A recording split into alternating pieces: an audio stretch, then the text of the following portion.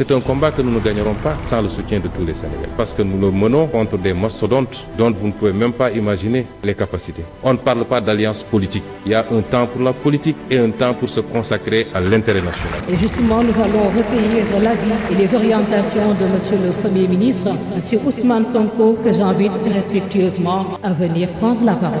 Sous vos applaudissements, s'il vous plaît.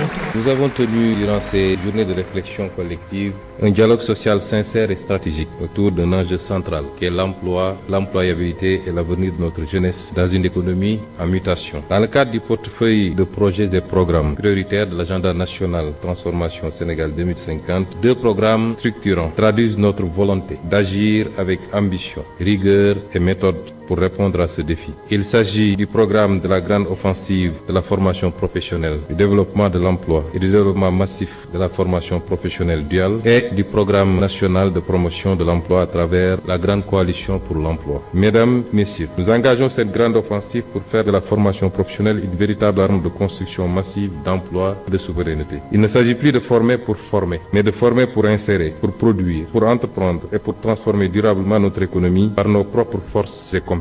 Mesdames et messieurs, l'emploi ne se décrète pas. Il se construit dans le dialogue, la cohérence des politiques et l'alignement des énergies. En conclusion, notre engagement est total. La jeunesse sénégalaise a droit à un avenir d'opportunités, de dignité et de réalisation. Ce que j'ai lu des regroupements comme celui-là, on en a tenu des dizaines, voire des centaines dans ce pays. Il est temps que nous puissions passer à l'action concrètement. Le vrai problème de ce pays, c'est que nous ne sommes pas productifs. Et nous n'avons jamais travaillé sérieusement à bâtir une économie solide, saine et sérieuse. Le second problème est celui de la mobilisation des moyens endogènes du financement pour répondre à nos ambitions. Mesdames et messieurs, si on ne parvient pas à bâtir une agriculture solide, des activités structurées autour des autres secteurs primaires, pour pouvoir avoir l'ambition d'aller vers le secteur secondaire par la transformation, tout ce qu'on est en train de dire ici sera du vœu pieux, mais nous ne produirons pas d'emploi au Sénégal. Le Sénégal, tout revenu confondu, par Petrosen, par Sénégal, se retrouvera avec moins de 13% des revenus pétroliers. Comment voulez-vous qu'il ait les possibilités de financer son développement et accessoirement de créer des emplois? S'y ajoute notre faible capacité à mobiliser des ressources fiscales. Les vrais enjeux sont là et c'est les combats que mon gouvernement, sur instruction de son Excellence le Président Bassirou Diomaye Faye, a décidé de mener et de gagner. C'est ça les vrais enjeux.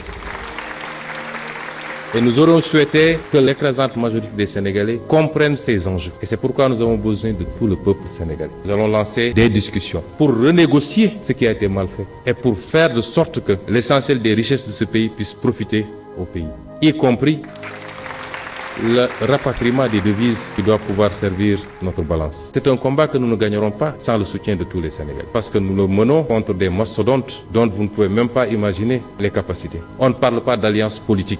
Il y a un temps pour la politique et un temps pour se consacrer à l'intérêt national.